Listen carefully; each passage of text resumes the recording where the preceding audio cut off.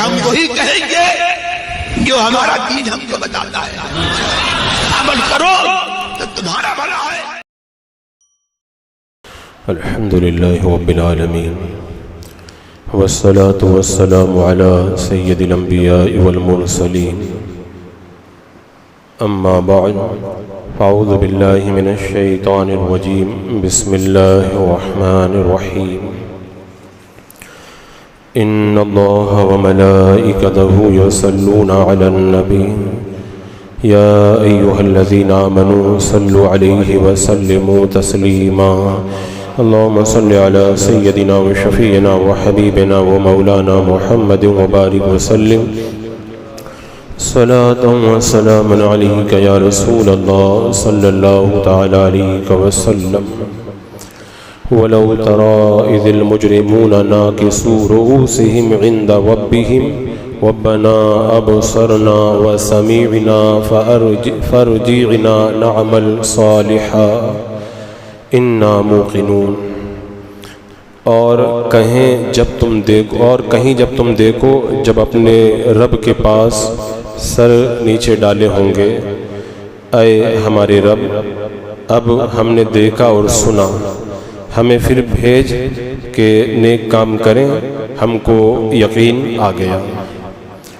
یہ قیامت کے میدان میں کافروں کی حسرت کا ایک منظر ہے جو اس آیت کریمہ میں پیش کیا گیا کہ منکرین حشر کا حال قیامت کے دن یہ ہوگا کہ رب کی بارگاہ میں جب ان کا حساب ہوگا، ندامت اور رسوائی سے اپنے رب کے سامنے سر جھکائے ہوں گے، کہیں گے اللہ ہم نے اس چیز کی صداقت کو دیکھ لیا جس کو ہم جھٹلاتے تھے، اور تیرے محبوب نے جو بتایا تھا وہی سچ تھا، ہم لوگ انکار کرتے تھے اور ہم سمجھ نہیں پائے، اب ہمیں دنیا میں واپس بھیج دے، ہم اس دین کے پیغام کی تصدیق کریں گے، تیرے محبوب پر ایمان لائیں گے، ہمارے سارے شبہات دور ہو گئے، اب ہمیں یقین آ گیا کہ سچا دین کیا ہے اور سچا مذہب کیا ہے۔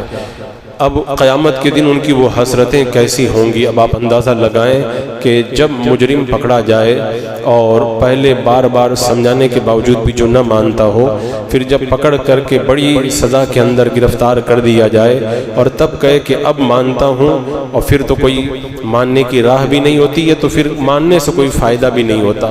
تو یہ تو معمولی چیز ہے دنیا کی، قیامت کے اندر ان کا وہ حال ہوگا، اللہ اکبر، وہ دیکھنے کے لائق ہوگا۔ وہ جو کہاوت مشہور ہے نا کہ اب پچھتاوت ہوت کیا جب چڑیاں چگ گئی کھیت، جب چڑیوں نے کھیت کو چگ لیا ہے تو اب اس کے بعد میں کوئی پچھتائے اور افسوس کرے تو اب کھیت تو واپس ہونے والا ہے نہیں، تو لیکن دنیا کا معاملہ آئندہ سال تو پھر کھیتی ہو جائے گی، لیکن قیامت کے میدان میں جو حسرت ہوگی وہ پھر دوبارہ ہونے والا نہیں ہے۔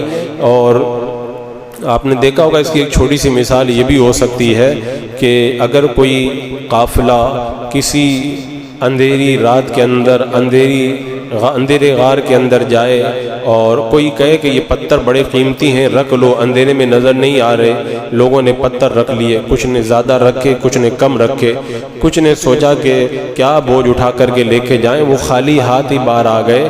اب باہر آنے کے بعد بہت دور جب اجالے میں آئے تب پتہ چلا یہ پتھر نہیں ہے، ان میں سے ایک ایک ہیرا اتنی قیمت کا ہے کہ اس ایک ہیرے کے بدلے میں پوری بادشاہت کو خریدا جا سکتا ہے۔ تو جنہوں نے خوب وہ ہیرے اٹھا لیے تھے وہ بہت خوش ہوں گے، جنہوں نے کم اٹھائے تھے وہ حسرت کریں گے اور اٹھا لیتے تو اچھا ہوتا، اور جنہوں نے کچھ نہیں اٹھائے حسرت سے ان کے کلیجے پھٹ رہے ہوں گے، لیکن پھر بھی اتنا نقصان تو نہیں ہے۔ قیامت کے میدان کے اندر تو جو بندہ کفر کی حالت میں پہنچے گا وہ سارے ہیرے تو چھوڑ کر کے چلا آیا، الٹا عذاب اب اس کے سر کے اوپر پڑنے والا ہے، تو اس وقت اس کے افسوس کا عالم کیا ہوگا۔ رب نے فرمایا کہ تم ان کو دیکھو گے نا تو وہ اپنے رب کے سامنے سر نیچے ڈالے ہوئے ہوں گے، کہیں گے اللہ ہم نے دیکھ لیا سن لیا، ہمیں پھر بھیج دے، ہم نیک کام کریں گے، اب ہم کو یقین آ گیا۔ تو اب یقین آنے کا مطلب کیا ہوا؟ جب یقین کے لیے تمہیں بار بار سمجھایا گیا تب نہیں مانے۔ جیسے گنہگار کو آپ دیکھیں قیامت کے میدان میں گنہگار کتنی حسرت کرے گا، کاش میں نیکیاں کر لیتا، اور جو نیکیاں کرتا تھا وہ حسرت کرے گا کاش میں اور جلدی جلدی نیکیاں کر لیتا، تو اس دن وہ قیامت کے اندر، قیامت کے میدان کے بارے میں رب نے فرمایا نا کہ اے محبوب ان کو حسرت کے دن سے ڈراؤ۔ قیامت کا دن تو حسرت ہی کا دن ہوگا، جو نیکیاں کیا ہے اس کو بھی حسرت ہوگی اور کر لیتا، جو نہیں کیا اس کو اور حسرت ہوگی کہ کر لیتا تو اچھا ہوتا۔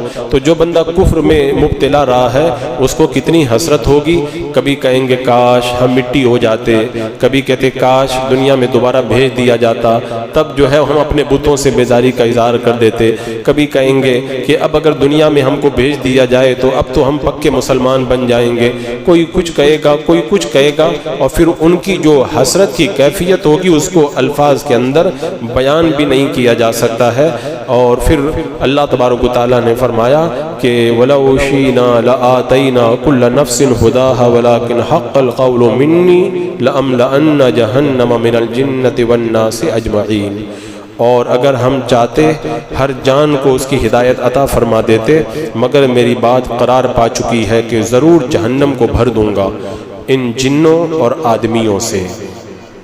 اللہ تبارک و تعالیٰ نے جو یہ فرمایا کہ ہم چاہتے تو ہر جان کو اس کی ہدایت عطا فرما دیتے، یعنی اللہ تبارک و تعالیٰ کو اپنے علم حقیقی کے ذریعے یہ معلوم تھا کہ یہ لوگ ہدایت یاب ہونے والے نہیں ہیں، ورنہ اللہ تبارک و تعالیٰ ہدایت کی اللہ نے راہیں روشن فرما دی۔ اللہ تعالیٰ قرآن پاک میں ارشاد فرماتا ہے وَهَدَيْنَا النَّجْدَيْنِ، ہم نے انسان کو دونوں راستے دکھا دیے، ہدایت کا راستہ بھی دکھا دیا، گمراہی کا بھی دکھا دیا۔ اور رب نے فرمایا وَنَفْسٍ وَمَا سَوَّاهَا فَأَلْهَمَهَا فُجُورَهَا وَتَقْوَاهَا قَدْ أَفْلَحَ مَنْ زَكَّاهَا وَقَدْ خَابَ مَنْ دَسَّاهَا۔ نفس اور اس کے درست بنانے کی قسم، پھر نفس کو بدی اور نیکی کی سمجھ عطا فرمائی۔ جس نے نفس کو گناہوں سے پاک رکھا وہ کامیاب ہو گیا، جس نے نفس کو گناہوں میں ملوث کیا وہ ناکام ہو گیا۔ تو اللہ نے تو دونوں راستے بتا دیے، لیکن جو بندہ ہدایت کے راستے کو چھوڑ کر کے گمراہی کے راستے کو اختیار کیا وہ بندہ کیسے رایاب ہو سکتا ہے۔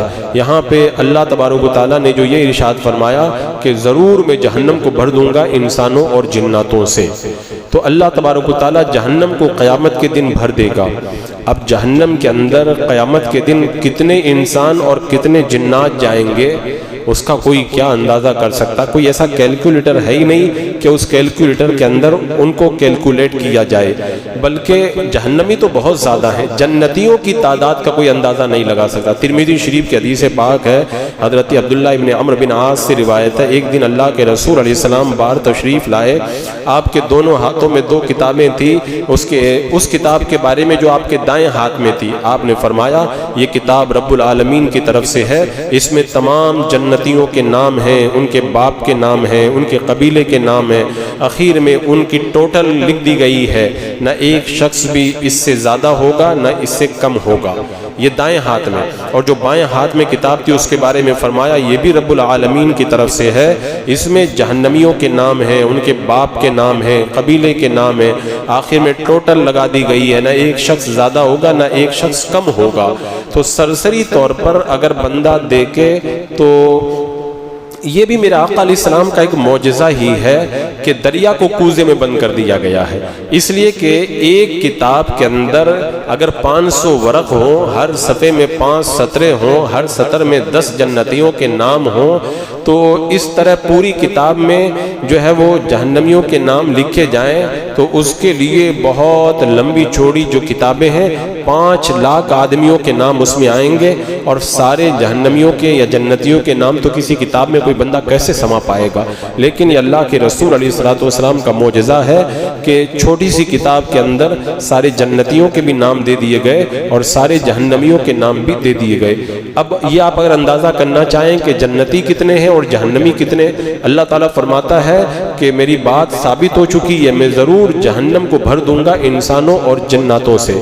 اب میں جنتیوں کی تعداد کے بارے میں کچھ روایتیں بتاؤں تاکہ اس سے آپ اندازہ لگائیں کہ جہنمی کتنے زیادہ ہیں اور اللہ تعالیٰ جہنم کو کیسے بھرے گا۔ یہ حضرت عبداللہ بن عباس سے بخاری اور مسلم کی روایت ہے، میرے آقا علیہ السلام نے فرمایا میری امت میں سے 70,000 لوگ جنت میں بغیر حساب و کتاب کے جائیں گے، اور ایک حدیث پاک حضرت ابو ہریرہ سے روایت ہے، اس میں یہ ہے کہ ان کے چہرے 14ویں رات کی چاند کی طرح چمک رہے ہوں گے، اور فرمایا کہ عکاشہ بھی انہی میں سے ہیں۔ یہ تو ایک روایت ہوئی، اور ایک روایت میں ہے، اس میں حضرت سہل سے روایت ہے، میرے آقا نے ارشاد فرمایا میری امت میں سے 70,000 یا 7 لاکھ آدمی ایک دوسرے کو پکڑے ہوئے ہوں گے، وہ سب ایک ساتھ جنت میں داخل ہوں گے، ان کے چہرے 14ویں رات کے چاند کی طرح چمک رہے ہوں گے۔ اور پھر ایک دوسری روایت ابو امامہ سے، اس کے اندر یہ اللہ کے رسول نے فرمایا اللہ تعالیٰ نے مجھ سے وعدہ کیا ہے میری امت سے 70,000 آدمی بغیر حساب کتاب کے جنت میں جائیں گے، اور ہر 1,000 کے ساتھ میں 70,000 لوگ ہوں گے، اور 3 لپ اللہ تعالیٰ کے لپوں سے ان کا مجموعہ 49,70,000 ہے۔ تو خدا کے 3 لپوں کے اندر کتنے آدمی آئیں گے کوئی بندہ اس کا حساب بھی نہیں لگا سکتا۔ تو حضرت ابوبکر صدیق سے روایت ہے 70,000 آدمی میری امت سے جنت میں بلا حساب جائیں گے، اور پھر اس ٹوٹل کو اگر دیکھا جائے کہ ہر آدمی کے ساتھ 70,000 ہوں گے تو کتنے ہوئے؟ یہ کل 4 ارب 9 کروڑ لوگ ہوئے۔ اب آپ ایک کتاب میں ان کا نام کیسے جمع کریں گے؟ اور پھر اسی طریقے سے اگر آپ لکھتے جائیں تو ان کے لیے 8,09,000 بڑی بڑی کتابیں چاہیے، لیکن میرا آقا علیہ السلام نے ایک ہی کتاب کے اندر بتایا کہ سب کے نام لکھ دیے گئے۔ یہاں پہ ایک صوفی کی روایت میں آپ کے سامنے رکھوں، اعلیٰ حضرت نے اس کو بیان فرمایا، امام عبدالوہاب شارانی رحمۃ اللہ تعالی علیہ اپنی کتاب الیواقیت والجواہر فی عقائد الاکابر کے اندر فرماتے ہیں کہ میرے دینی بھائی افضل الدین رحمۃ اللہ تعالی علیہ نے مجھے بتایا کہ اللہ تعالیٰ نے ان کو ان کے نیک بختوں کے متعلق اطلاع بخشی جو حضرت آدم علیہ السلام کی پشت میں ہیں، اور ان کی تعداد کتنی ہے اب کیلکولیٹر میں تو آ نہیں سکتا، میں گنتی میں بتاؤں۔ اعلیٰ حضرت فرماتے ہیں کہ کل 61 عدد ہے، اگر ان کو جنتیوں کی تعداد کو لکھا جائے تو 61 عدد بنیں گے۔ اگر دائیں طرف سے لکھو گے تو سب سے پہلے 5 زیرو لکھنا پڑے گا، پھر اس کے بعد میں 1,82,96,685، پھر 19 زیرو لکھنا پڑے گا، پھر اس کے بعد میں 32,967، پھر اس کے بعد میں 20 زیرو لکھنا پڑے گا، پھر 1,485 لکھنا جائے گا۔ تو یہ اب کوئی کیلکولیٹر دنیا کے اندر اتنا ہے ہی نہیں، نہ اربوں میں بیان کر سکتے ہیں، نہ کھربوں میں، نہ کھربوں میں بیان کر سکتے ہیں، اتنی زیادہ جنتیوں کی تعداد ہے۔ اور اس آیت کریمہ میں رب نے فرمایا کہ میں جہنم کو بھر دوں گا۔ اب جہنمیوں کی تعداد کتنی ہے؟ تو یہ تعداد تو نیک لوگوں کی تھی، پھر کافر اور بدبختوں کی تعداد کا اندازہ کون لگا سکتا ہے؟ ایک روایت میں آتا ہے 100 میں سے 1 جنتی ہے، 99 جہنمی ہے، اور ایک روایت میں آتا ہے 1000 میں سے 1 جنتی ہے، 999 جہنمی ہے، اور ایک روایت میں آتا ہے کالے بیل کے بدن پر کالے بالوں میں سے 1 آدھا بال سفید ہے تو وہی 1 جنتی ہے، باقی سارے کے سارے جہنمی ہیں۔ اب آپ اندازہ لگائیں، لاکھوں میں سے 1 بندہ جنت میں جائے گا اور باقی ہزاروں ہزار جو ہیں وہ جہنم میں جائیں گے۔ تو علماء، اچھا یہ بھی ایک دلچسپ بحث ہے کہ ایک روایت میں 100 میں سے 99 جہنم میں جائیں گے، ایک روایت میں 1000 میں سے 999 جہنم میں جائیں گے، ایک میں ہے کہ بیل کے بالوں میں سے 1 بال جو ہے وہ جنتی اور باقی تعداد کے برابر جہنمی۔ تو پھر ان حدیثوں کا مطلب کیا ہوا؟ تو علماء نے بڑی دلچسپ اس کے اندر بات فرمائی، فرماتے ہیں کہ سعید بنی آدم میں سے، یعنی جو جنتی ہیں وہ 100 میں سے 1 ہے۔ کب؟ جب عام طور پر دیکھا جائے، لیکن جب ان کے ساتھ میں یاجوج ماجوج کو ملا لیا جائے تو 1000 میں سے 1 جنتی ہے، اور اگر جناتوں کو بھی ملا لیا جائے ساتھ میں تو کالے بیل کے بدن پر 1 آدھ بال سفید کی مثال ہے کہ وہ 1 جنتی یا باقی جہنمی ہے، کیونکہ جنات تو بہت زیادہ ہیں، انسانوں سے بہت زیادہ ہیں، اور یاجوج ماجوج بھی انسانوں سے بہت زیادہ ہیں۔ تو اگر یاجوج ماجوج اور جناتوں کو ہٹا کے دیکھا جائے تب تو 100 میں سے 1 جنتی، اور یاجوج ماجوج کو ملا کے دیکھا جائے تو 1000 میں سے ایک جنتی، اور اگر جناتوں کو بھی ملا کے دیکھا جائے تو وہی بیل کا ایک بال اس میں سے جنتی اور باقی بالوں کے برابر جہنمی ہے۔ اور امام بخاری حضرت ابو ہریرہ سے روایت کرتے ہیں قیامت کے دن سب سے پہلے آدم علیہ السلام کو بلایا جائے گا اور ان کی اولاد ان کو دکھائی جائے گی اور ان سے کہا جائے گا کہ یہ تمہارے باپ آدم علیہ السلام ہیں۔ ان کے بعد میں حضرت آدم علیہ السلام سے فرمایا جائے گا اپنی اولاد میں سے جہنم کا حصہ نکال کر کے الگ کر دو۔ حضرت آدم علیہ السلام کہیں گے اللہ کس قدر نکالو؟ ارشاد ہوگا ہر 100 میں سے 99 نکالو۔ یہ سن کر کے صحابہ کرام نے عرض کی یا رسول اللہ جب 99 جہنم میں بھیج دیے جائیں گے تو باقی کہاں رہیں گے؟ باقی کہاں رہے؟ یا پھر بچا کیا؟ صرف ایک ہی جنتی بچا۔ تو اللہ کے رسول علیہ السلام نے فرمایا میری امت اور امتوں میں جیسے سیاہ بال کے بدن میں سفید بال ہے۔ میرا آقا نے فرمایا میری امت اور دوسری امتوں کو دیکھا جائے نا تو میری امت ایسے ہی ہے جیسے سیاہ بال جو رہتے ہیں نا بیل کے بدن پہ، ان میں سے ایک سفید بال ہوتا ہے باقی سیاہ بال ہوتے ہیں۔ یعنی میرے آقا نے یہ بشارت دے دی کہ تم نہ گھبراؤ، تم جنت میں جاؤ گے۔ یہ تو باقی جو تعداد زیادہ ہے نا وہ دوسرے امتیوں کی ہے جو کفر اختیار کیے تھے۔ اور حضرت ابو سعید خدری رضی اللہ تعالیٰ عنہ سے پھر روایت میں ہے کہ اللہ تبارک و تعالیٰ حضرت آدم علیہ السلام سے کہے گا کہ اپنی اولاد میں سے جہنمیوں کو نکالو، تو حضرت آدم علیہ السلام کہیں گے اللہ کتنوں کو نکالو؟ تو اللہ تعالیٰ فرمائے گا ہر 1000 میں سے 999 کو نکالو، یعنی 1000 میں سے ایک جنتی باقی 999 جہنمی۔ تو اس وقت لوگوں نے کہا ہم میں سے وہ ایک کون ہوگا؟ اللہ کے رسول علیہ السلام نے فرمایا 999 یاجوج ماجوج میں سے ہوں گے اور ایک تم میں سے ہوگا، کیونکہ یاجوج ماجوج تو بہت تعداد میں ہیں، وہ تو سد سکندری کے پیچھے بند ہیں، جب نکل کر کے آئیں گے نا پورا سمندر پی جائیں گے، پورے جنگل چٹ کر کے رکھ دیں گے، بہت زیادہ تعداد میں ہے۔ تو میرے آقا نے بتا دیا میرے امتیوں گھبرانے کی ضرورت نہیں ہے، 1000 میں سے اگر ایک بھی جنتی جائے گا نا اللہ تعالیٰ وہ تمہیں میں سے جنتیوں کو بھیجے گا وہ۔ اور حضرت ابو سعید خدری کی ایک اور روایت ہے جس کے اندر یہ ہے کہ جب ارشاد ہوگا کہ 1000 میں سے 999 جہنم میں بھیج دو، جب اللہ تعالیٰ یہ فرمائے گا نا تو قیامت کا منظر کیا بنے گا؟ یہ سن کر کے بچے غم کے مارے بوڑھے ہو جائیں گے۔ اور جس وقت نیک بختوں کی تعداد کا بیان جو گزرا ہے اوپر گزرا نا کہ اتنے لوگ جنتی ہیں، میں نے ابھی بتایا نا کل کتنے اعداد لکھے جائیں گے 61 عدد، یہ اربوں خربوں کوئی حساب ہی نہیں، اتنے لوگ جنتی ہیں۔ اب آپ اندازہ لگائیں کہ ان میں سے اگر آپ جوڑنا شروع کر دیں گے تو 1000 میں سے ایک جنتی ہے، تو ان کو 999 میں جوڑ کر کے 999 میں ضرب کر کے آپ دیکھ لو تو اتنی تعداد جہنمیوں کی بن جائے گی۔ اعلیٰ حضرت رضی اللہ تعالیٰ عنہ نے کہا کہ ان کو اگر لکھنا چاہو نا اگر تو کیسے لکھو گے؟ فرمایا کہ اگر دائیں طرف سے لکھنا چاہو گے تو پہلے 5 0 آئیں گے، اس کے بعد میں 18 ارب 27 کروڑ 83 لاکھ 88,315 لکھے جائیں گے، پھر 16 0 آئیں گے، پھر 3 کروڑ 29 لاکھ 34,033 لکھے جائیں گے، پھر 17 0 آئیں گے، پھر 14 لاکھ 83,515 کی لکھے جائیں گے۔ یہ شکل بنے گی جہنمیوں کی۔ اب نہ دنیا میں کوئی ایسا کیلکولیٹر ہے کہ میں اس کو گن کر کے بتاؤں، اور نہ کوئی ایسا گنتی کرنے والا ماہر ہے، نہ کوئی ایسا میکس کا کوئی ماہر ہے کہ جو اس کو جوڑ کر کے بتائے۔ بس یہ ایک ہلکا سا حساب تھا جو صوفیاء کرام نے اپنی کتابوں میں نقل کیا اور اس کو بیان کیا۔ تو اس آیت کریمہ میں اللہ تبارک و تعالیٰ نے جو یہ ارشاد فرمایا کہ وَلَكِنْ حَقَّ الْقَوْلُ مِنِّي لَأَمْلَأَنَّ جَهَنَّمَ مِنَ الْجِنَّةِ وَالنَّاسِ أَجْمَعِينَ۔ رب تبارک و تعالیٰ نے ارشاد فرمایا کہ مگر میری بات قرار پا چکی ہے کہ ضرور جہنم کو بھر دوں گا ان جنوں اور آدمیوں سے۔ پھر فرمایا کہ ان سے کیا کہیں گے جب ان کو جہنم میں ڈالا جائے گا، جہنم کو بھرا جائے گا، تو ان سے فرشتے کیا کہیں گے؟ فَذُوقُوا بِمَا نَسِيتُمْ لِقَاءَ يَوْمِكُمْ هَذَا إِنَّا نَسِينَاكُمْ وَذُوقُوا عَذَابَ الْخُلْدِ بِمَا كُنْتُمْ تَعْمَلُونَ۔